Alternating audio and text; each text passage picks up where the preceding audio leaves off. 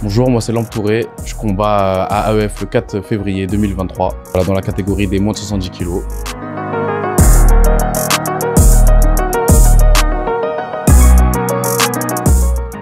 Aujourd'hui je me sens très bien, je m'entraîne bien, donc franchement tout va bien. Ça annonce que du positif pour le 4 février, quoi.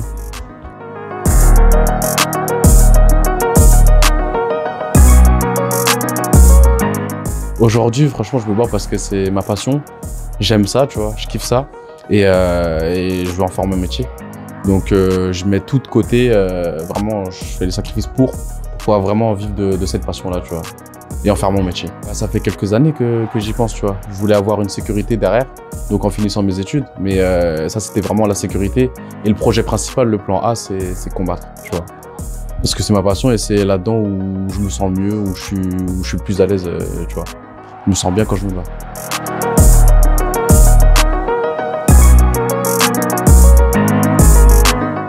Ah, initialement, c'est une histoire de famille un peu compliquée, tu vois, qui m'a fait commencer les sports de combat, tu vois. J'ai commencé à 16 ans par le jiu-jitsu brésilien. Et voilà, c'est comme ça que ça a commencé. C'était vraiment des difficultés familiales qui m'ont poussé à trouver quelque chose qui puisse me faire sortir de ça, tu vois. Et donc, c'est les sports de combat. Et c'est pour ça que maintenant, je fonce là-dedans, tu vois. Parce que quand j'ai commencé, c'était vraiment, au début, je ne connaissais pas du tout. Et une fois que j'ai commencé, c'était vraiment quelque chose qui me plaisait à fond. Du coup, tout ce que je fais, moi, je le fais à fond, tu vois. Et ça a été vraiment une des choses que j'ai pris le plus à cœur, tu vois. Les sports de combat. Jiu-jitsu brésilien, j'ai fait ça, là, je continue toujours. Ça va faire 6 ans maintenant. Là, j'ai commencé la boxe anglaise pour être vraiment meilleur en MMA. Tu vois, parce que l'objectif, c'est d'être pro en MMA. Donc, j'ai commencé la boxe anglaise pour être vraiment complet. Et là, ça fait un peu plus d'1 an, là.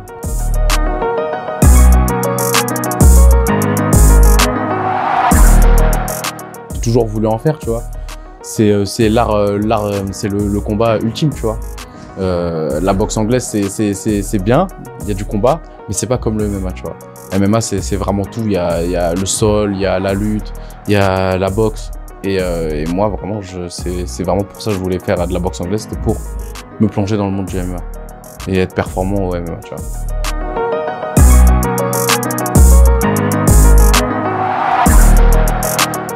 vois. Franchement, oui. Franchement, oui, tu vois, ça fait 5-6 ans que j'y suis déjà.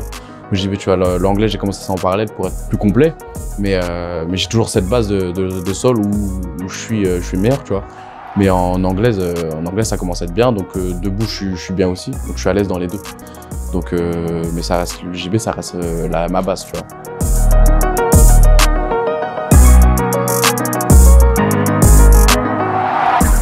Franchement, évoluer le plus rapidement possible, prendre la ceinture après ce combat-là contre Malik le 4 février.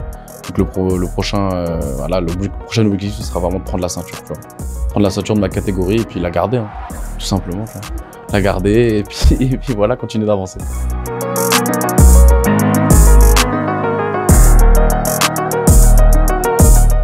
Une victoire. Victoire, deuxième round, KO ou soumission, ce sera franchement un des deux, mais ce sera un finish. Ça va pas, je veux pas aller au troisième round, je suis jamais allé au troisième round, donc voilà, ce sera un finish.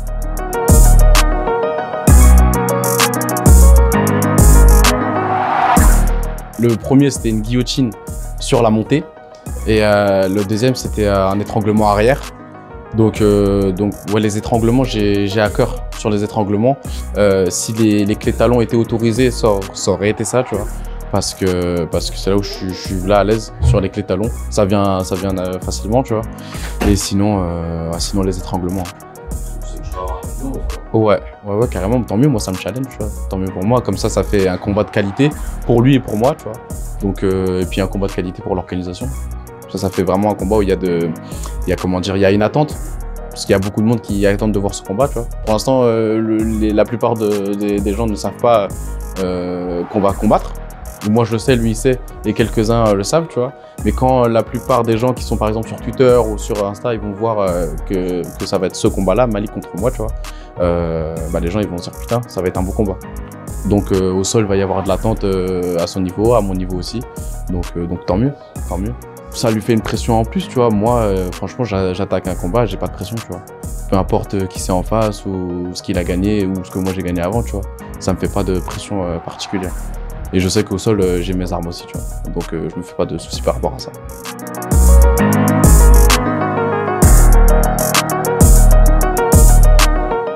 Franchement, c'est un truc que je gère plutôt bien, tu vois. Genre vraiment pas de pression, tu vois.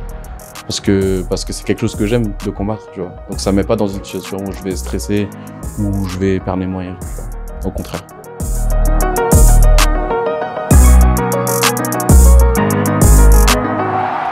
Jambar, ça c'est mon surnom, en gros c'est mon coach de boxe anglaise qui m'a donné ce surnom-là. Suite à des combats, en gros, lui il avait déjà ce petit surnom dans la tête, tu vois. Et il attendait de voir vraiment des gros combats que j'ai fait en anglaise. Il attendait vraiment voir ces gros combats-là pour pouvoir me donner ce surnom. C'est un surnom tu vois, qu'il faut mériter, tu vois. Et en gros, il me l'a donné, donc ça veut dire que je l'ai mérité, tu vois. Jambar, ça veut dire guerrier, c'est en sénégalais, tu vois. Donc ça veut dire guerrier, donc les Sénégalais savent ce que ça veut dire, connaissent sa signification. Et si je sais pas de bêtises, ça veut aussi dire champion. Ouais, tout simplement. T'as fait le raccourci direct.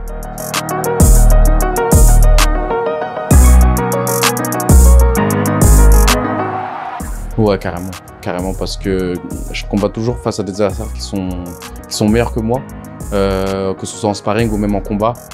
En anglaise, ça a toujours été ça, tu vois. J'ai toujours pris des adversaires qui étaient toujours plus hauts que moi. Et en sparring, c'est pareil, tu vois. Donc ça me permet de combattre plus intelligemment, en essayant de prendre le moins de coups possible, en essayant de vraiment combattre intelligemment, tu vois. Donc ça développe ça de faire des sparring appuyés face à des adversaires plus durs.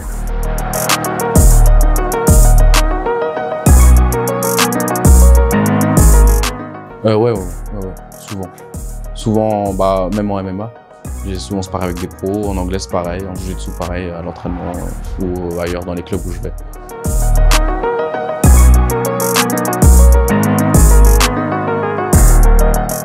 Là, en gros, par exemple, pour ce combat-là, je vais aller me préparer à Paris. Donc avec plusieurs noms que vous connaissez sûrement, donc Saladin Parnasse, avec qui j'ai eu un contact. Donc je dois l'appeler avant de passer à Paris, mais en tout cas ça c'est prévu. Et également avec le club de Benoît Saint-Denis, donc à Vitry.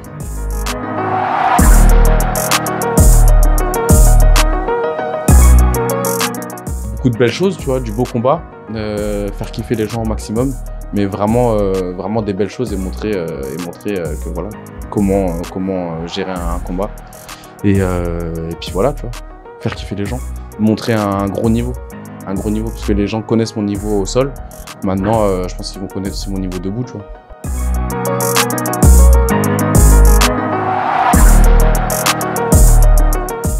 Je sais qu'il est bon au sol, tu vois. Je sais aussi, parce que je connais pas mal de monde, il y a des gens qui sont allés tourner avec lui et tout. Ils m'ont dit que c'était grave une personne super sympa. Donc ça c'est bien parce qu'on sera tous les deux, on a à peu près les mêmes caractères. Pas forcément les mêmes caractères, mais je veux dire, on est tous les deux des bonnes personnes, tu vois.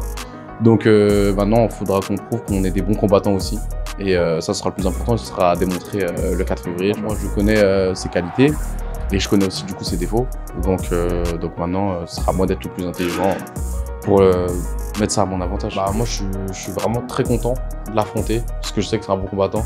Donc moi, franchement, ça me galvanise encore plus d'avoir de l'adversité vraiment au plus haut qu'elle puisse être, tu vois. Donc comme ça, en plus, ça me motive, ça me motive carrément, tu vois, à m'entraîner encore plus et puis être encore plus focus sur mon prochain combat. Parce que c'est vrai que le premier combat à EF, c'était un adversaire de soupçon, donc il a été pris au dernier moment, vraiment au dernier moment. Ça peut aller dans les deux sens aussi, tu vois, ça peut être au dernier moment, ça peut être lui, ça peut être à double tranchant, tu vois, d'avoir quelqu'un qui arrive au dernier moment. Et donc je l'ai plutôt bien géré, donc maintenant je sais qui est mon adversaire pour le 4 février, donc c'est encore mieux parce que moi ça va me donner une ligne préparatrice pour ma prépa.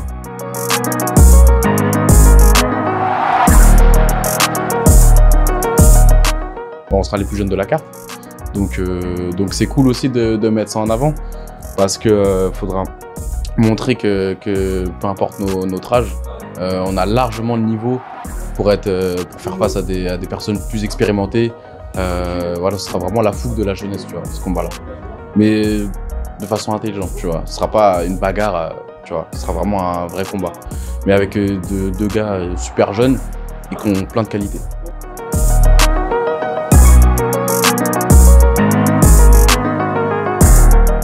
Ouais, c'est clair, mais après, moi, le nom de la personne, ça va pas impacter, tu vois.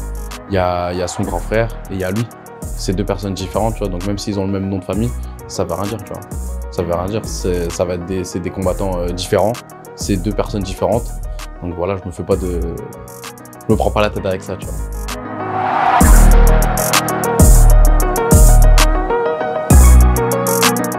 Sur mes classiques d'entraînement, ça va être simple, hein. Le lundi matin, ça va être prépa physique. Le soir, entraînement. Le mardi, pareil, là j'ai fait un petit décrassage ce matin et je vais m'entraîner ce soir en MMA. Donc en gros, je m'entraîne en MMA, en anglaise, en JJB. Donc toute ma semaine, elle va être faite sur ça, plus la prépa physique.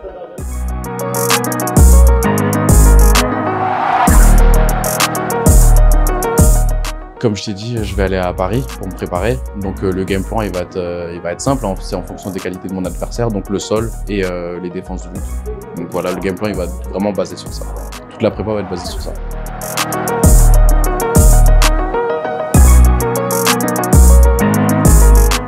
Non. Non, j'ai pas peur de perdre. Parce que c'est quelque chose qui peut arriver ou qui va arriver, tu vois. Mais j'ai pas peur de perdre. C'est des sports de combat, on est tous les deux à rentrer dans la cage, tu vois. En gros, si t'es prêt à perdre, si t'es prêt à gagner, pardon, t'es prêt à perdre aussi. Donc c'est un sport, ça peut aller dans tous les sens. Donc franchement, la peur de perdre...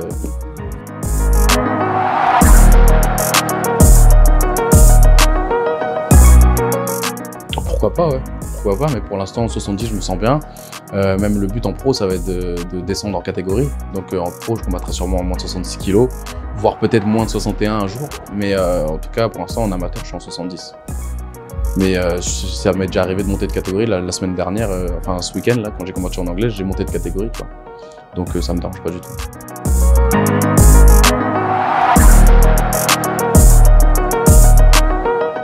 À la suite derrière, ça va être de prendre la ceinture, comme je t'ai dit.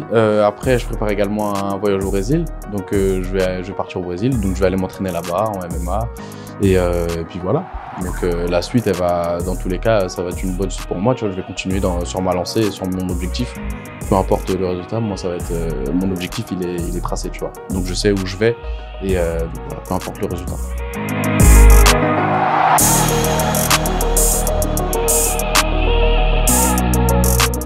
Non, je pars avec mon meilleur ami Damien aussi, qui combat également sur la carte d'AEF en poids lourd. Ah, c'est mon meilleur ami, ça va faire 4 ans.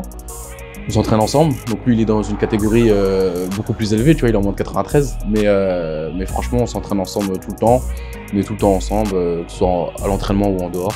Donc voilà, naturellement, on s'est dit, on a envie d'être professionnels tous les deux en MMA. On a envie de partir au Brésil. Donc on a pris nos billets, puis voilà. Là, on part après le combat.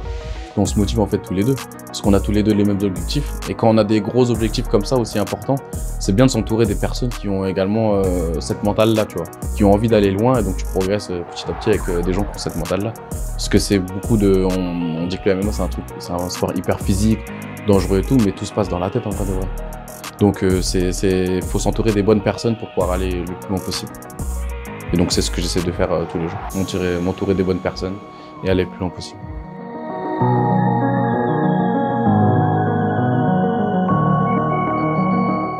Ça c'est depuis tout jeune, tu vois. Et puis en fonction de comment j'ai été éduqué aussi.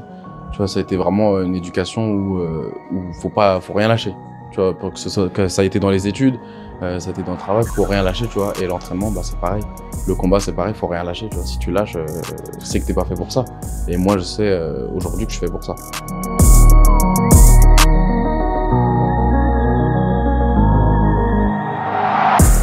Bah oui, forcément, parce que on se rattache forcément à quelque chose, tu vois. Quand notre équipe de foot favorite elle joue, on est beaucoup plus impliqué, tu vois. Donc moi, j'ai toujours habité à Rennes, donc voilà, c'est naturel que les gens de Rennes aient envie qu'un Rennais gagne. Et donc voilà, c'est comme ça que ça va se passer au niveau du public et tout ça. Il y aura beaucoup de gens de Rennes, beaucoup de gens que moi je connais. Donc ça pourrait rajouter une pression supplémentaire aussi, forcément, tu vois. parce qu'il y a des attentes vis-à-vis de toutes parts. Et donc moi, ça me galvanise pour le combat. Tu vois.